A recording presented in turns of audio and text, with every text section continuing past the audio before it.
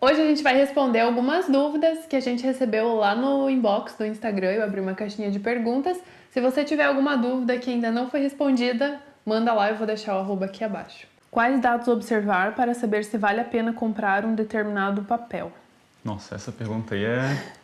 Essa pergunta aí, acho que eu precisaria de umas, 12 horas para responder, com o nível de detalhes e profundidade que eu acho que é interessante responder, mas, vamos tentar ser mais breves aqui o possível. Quando você está pensando em analisar os investimentos, primeira coisa que você precisa pensar é como que eu vou selecionar esses ativos, então ter mais ou menos algumas diretrizes, tipo... se eu vou selecionar investimentos na renda fixa, eu vou selecionar investimentos que tenham um risco baixo, ou que pelo menos tenham a cobertura do FGC. Isso é uma coisa que você pode usar para a seleção dos ativos.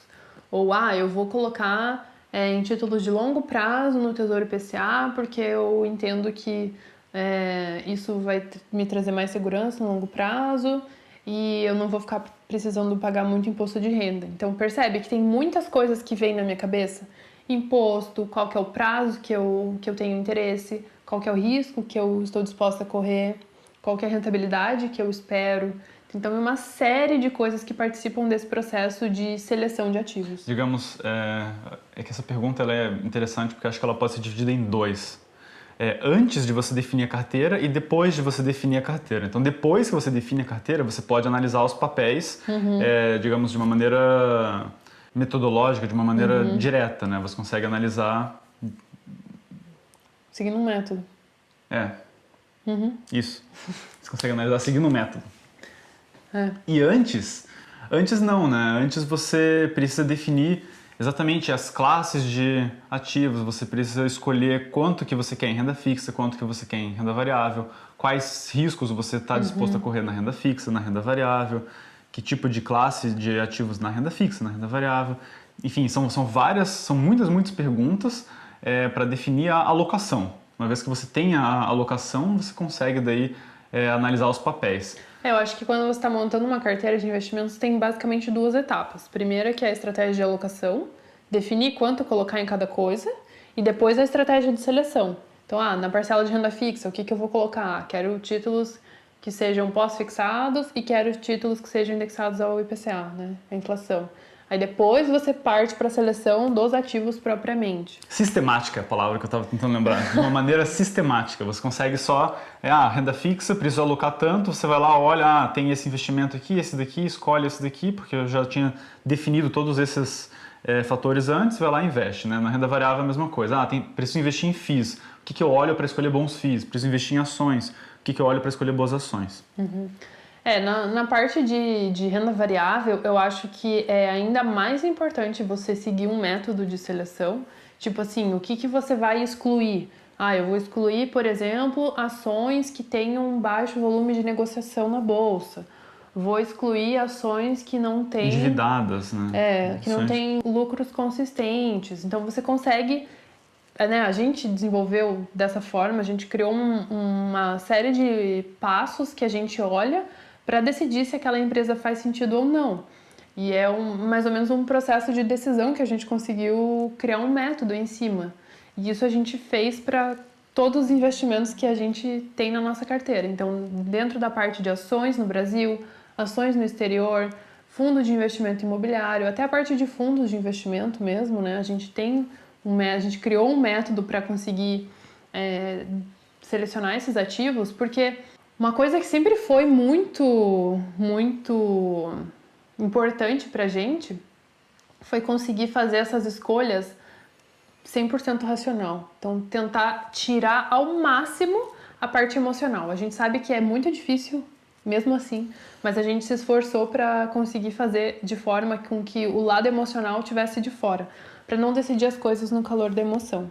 Então, dessa forma, da forma que a gente fez, a gente segue esse passo a passo e no final a gente consegue tomar uma decisão com base em estudo, com base em pesquisas, né? A gente usa alguns métodos que realmente têm artigos publicados, não é uma coisa que surgiu do além, uma coisa que a gente olha e fala, acho que isso aqui vai ser bom, vou colocar meu dinheiro aqui, porque isso é uma decisão muito emocional e pode ser que você esteja errada, né? Pois é. Antes de continuar esse vídeo, eu queria pedir para você já se inscrever aqui no canal. Toda semana tem vídeo novo. E se você tem alguma dúvida, aproveita para nos seguir lá no Instagram, manda o seu inbox pra gente que a gente pode gravar um vídeo respondendo a sua dúvida.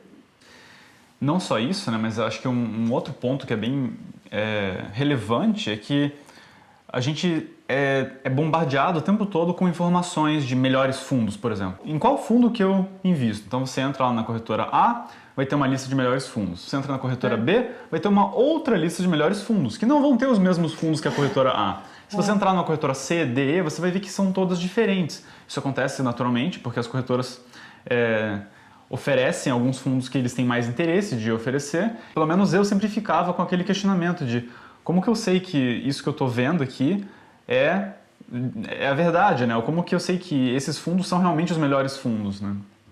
Quando você define um passo a passo, que você consegue filtrar, né, escolher mesmo os fundos, eu acho que fica mais fácil. Não só os fundos, mas todos os outros ativos também. Você não fica mais nessa dúvida eterna, porque se você for para ações, para FIIs, tem gente que olha para preço, daí o FII está muito caro, o FII não está caro, esse FII aqui é bom. Tem zilhões de formas de você analisar um mesmo ativo e todas elas se contradizem, então é muito confuso você tomar as decisões realmente. Por isso que a gente acabou fazendo de uma maneira mais sistemática, né? Uma maneira que a gente consiga reproduzir, meio que um método científico. Assim. E isso é muito interessante, porque se você for pegar o mesmo assunto, duas pessoas que concordam em muitas coisas, elas podem ter opiniões diferentes de como seria a melhor solução para aquele problema. Pode ser qualquer coisa, pode ser, sei lá, fazer uma camiseta. Tipo, existem diversas pessoas que têm métodos diferentes para fazer uma camiseta. O resultado pode ser parecido, pode ser que algumas fiquem mais justas, outras fiquem mais largas. No final você ainda tem a camiseta, melhor ou pior, mas tem pessoas que vão dar mais preferência para escolher um bom tecido, tem pessoas que vão dar preferência para fazer um corte bom, tem pessoas que vão dar preferência para a técnica que você usa para costurar. E existem diversos pontos de visão daquela mesma coisa.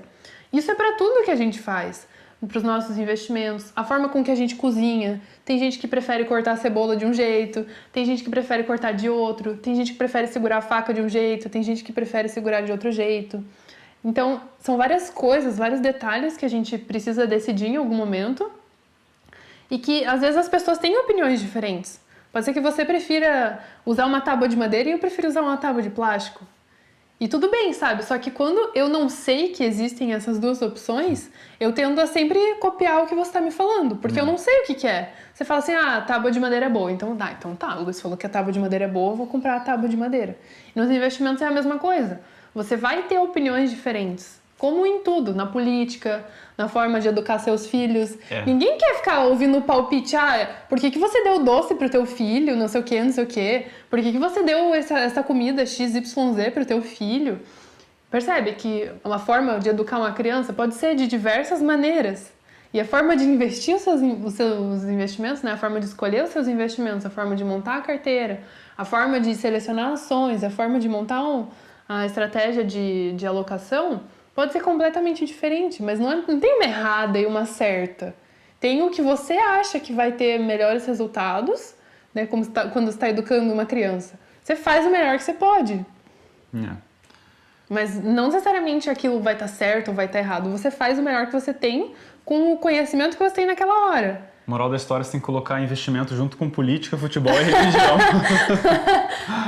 Não, mas é uma coisa interessante, porque quando a gente parte do pressuposto que a gente não sabe, não sei nada de investimentos, não sei nada, o que é melhor para eu fazer, e a pessoa fala o que ela acha, eu vou responder o que eu acho, com a minha visão, com os recortes sociais que eu tive, com a minha experiência, e vou falar, faça assim, isso vai ser interessante.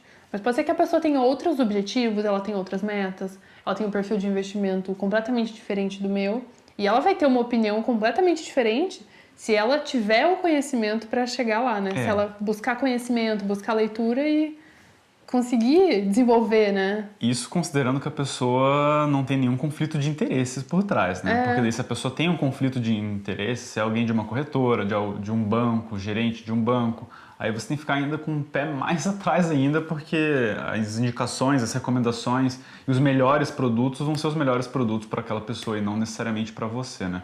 Aliás, é muito difícil você ter um alinhamento de interesse. Eu acho que na mentoria que a gente está fazendo agora, é isso que é interessante, né? Porque a gente fica pensando a melhor maneira de estruturar a carteira para as pessoas. Então a gente coloca o nosso cérebro para trabalhar, a gente vai dormir à noite e fica pensando, né? Como que eu posso fazer para melhorar, né? Isso é uma coisa diferente, né? Porque quando você vai para o seu gerente do banco, ele tem meio que uma fórmula, né, já pronta para quais produtos ele vai indicar. Tem uma resposta fácil para tudo. É. Mas quando você percebe que não existe uma única resposta e que talvez depois que você entenda dos seus objetivos, das suas metas, você consiga estruturar um plano para seguir, você começa a perceber que nem sempre o que a outra pessoa te diz vai ser o que você faria se você tivesse aquele conhecimento. Um exemplo, eu e o Luiz, a gente tem uma filosofia de investimento praticamente idêntica, né? Tipo, o nosso perfil de risco é muito parecido, a gente acredita praticamente nas mesmas coisas, mas ainda assim, no processo de tomada de decisão, a nossa carteira é diferente, porque a gente tem um volume de dinheiro diferente, a gente fez aportes em momentos diferentes, os prazos são diferentes, pode ser que o Luiz decida fazer alguns investimentos mais arriscados para testar. Então, seguindo a mesma filosofia, você consegue montar a sua própria fórmula do jeito que você quiser. Então, a gente tentou estruturar isso de uma forma mais metodológica para que todo mundo conseguisse fazer esse processo, conseguisse criar senso crítico para ver se isso faz sentido ou não, entender por que isso faz sentido ou não e se sentir mais confortável na hora de fazer um investimento de fato. E é isso que a gente vai tentar trazer no curso que a gente vai disponibilizar provavelmente dentro dos próximos dias, que se chama Fortuna Invest.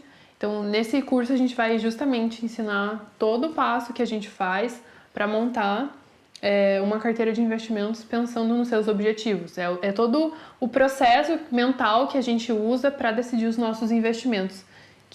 Então, em nenhum momento a gente vai te dar uma fórmula pronta, porque a gente não acredita nisso. A gente acha que, como a gente discutiu aqui, não é uma receita única para todo mundo. Cada um pode fazer pequenas adaptações com os seus gostos, com as suas condições.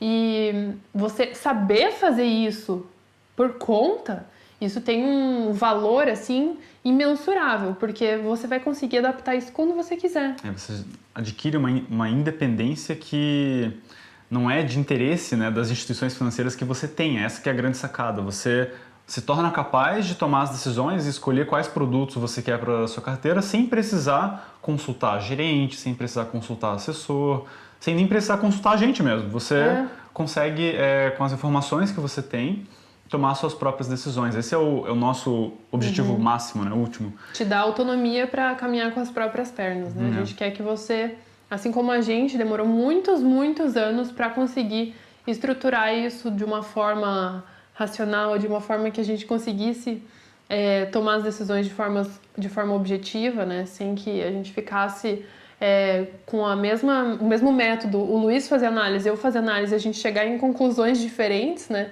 Isso é muito ruim. Então a gente tentou reunir tudo isso em um curso que, como eu falei, tem muitas horas. A gente tá um mês gravando cabelo branco aqui. A gente está se esforçando muito para entregar o conteúdo de uma forma didática, de uma forma prática, e tem todo o processo de preparação, de estudo, edição e tal. Então, o material está ficando muito bacana, está quase no final, a gente está ajustando os últimos detalhes, as últimas aulas, e eu acho que, como eu falei, isso vai ser uma ferramenta que você vai conseguir levar para a vida inteira, porque é um conhecimento que você adquire uma vez e que você usa para sempre. É igual aprender a descascar uma cebola. Você aprende a descascar uma cebola e você sabe descascar a cebola para sempre. Não é uma coisa que você precisa, agora eu vou reaprender a descascar a cebola. Entendeu? E nessa mesma analogia, se você é pró em descascar cebola e picar cebola, você também consegue descascar uma cenoura e picar cenoura. E você também consegue descascar outros legumes e picar outros legumes também. Então, não importa qual novo tipo ou classe de investimento surge, né? Porque isso provavelmente vai acontecer. O COI é um exemplo disso, né? Um fenômeno relativamente recente. Você vai ser capaz de interpretar, entender e saber se aquilo é para você ou não. Espero muito que vocês tenham gostado desse vídeo. Deixa aqui nos comentários o que você achou, se tiver alguma dúvida. E a gente se vê no próximo vídeo. Tchau. Tchau, tchau. Se inscreve, hein?